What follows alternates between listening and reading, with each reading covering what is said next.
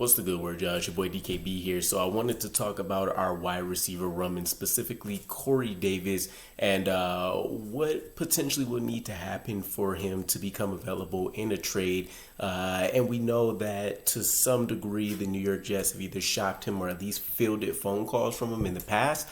Specifically for this offseason, though, with the arrival of Aaron Rodgers, though, it seems like the team is dead set on making sure that he stays in this wide receiver room, or they just haven't really received an offer that they feel is valid enough to warrant him moving on, even with the influx of weapons coming in from McCole Hardman, Alan Lazard, who would be his immediate replacement in terms of skill set and ability to recreate the same effectiveness that Corey Davis has in the offense. And then you have Randall Cobb, Garrett Wilson that's already on the roster. So we're still pretty set even without a guy like Corey Davis. But again, when you're going all in, you realistically want as many weapons as possible, and we strongly feel that between the coaching staff additions and what we've done to help try to boost up the offensive line, and of course Aaron Rodgers being here, we could see a new level of effectiveness from essentially everybody in this offense. But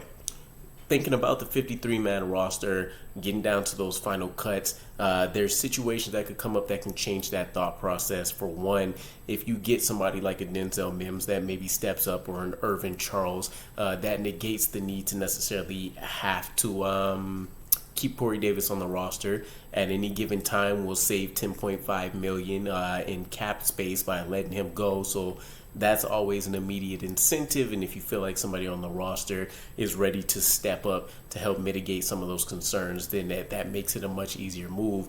Two, this emergency quarterback rule that came up could cause some issues, because now you'll need to seriously consider keeping 3 quarterbacks on the roster in case injuries do creep up, so that you have that emergency quarterback option.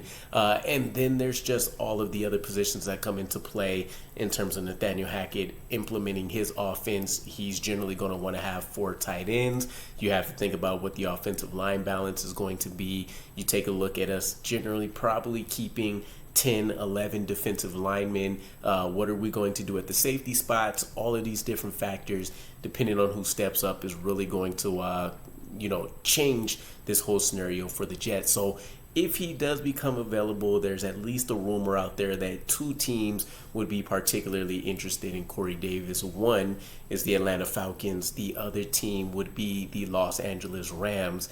Now, for the Falcons, it makes sense because you're talking about pretty much inserting him into exactly the situation the New York Jets are trying this year, right? With the exception of not having a top-tier quarterback, at least as of yet. Run-heavy offense. You want that bigger body that can go out there and help provide that run-blocking ability. And then, of course, you want the skills that the Corey Davis is going to offer with being able to stretch the field, kind of being associated with clutch catches to a certain degree, and being able to go out there and move chains. He's done very well for himself in limited reps, being able to put up chunk plays in this offense. So coming off of play action, that should help. With the Rams, you feel better about his situation overall. They've been able to go out there and rebuild and retool an offense and defense in numerous ways to have success. He has Matthew Stafford over there, proven veteran quarterback, a guy that we strongly considered if the Aaron Rodgers situation fell through, or at least before we decided it would be full steam ahead for him. He goes over there to Sean McVay, known for having very creative offenses, being able to get the most out of a lot of his skill position players. And then, of course, you have the connection with Mike LaFleur going over there. So I don't know if that helps. I don't know if that hinders. But they would be another team that you would get excited about if you're Corey Davis, because you do have Cooper Kupp over there to help take attention away and not make you the sole focus. A younger guy in Van Jefferson, who you ideally think would be coming into his own. And so, yeah, they'd have the makings of being able to slot him right in and see a lot of success, especially as being pretty much a number 2 option, right? Cooper Kupp is probably one of the few slot wide receivers in the NFL that you look at and say this is a number 1 guy based on how he produces in that offense. So I would feel good if I'm Corey Davis. What would compensation and things look like? That's much more so to be argued, right? With Corey Davis, you're talking about in 2 seasons with the Jets, 66 catches, 1,028 yards, averaging 15.6 yards per catch, put up 6 touchdowns. And so, you're talking about the volume of essentially what Garrett Wilson was able to do in just his rookie season. So not mind-blowing in any facet, but you take a look at him being able to put up 51 first downs over the length of his New York Jets career as a part of that chain mover.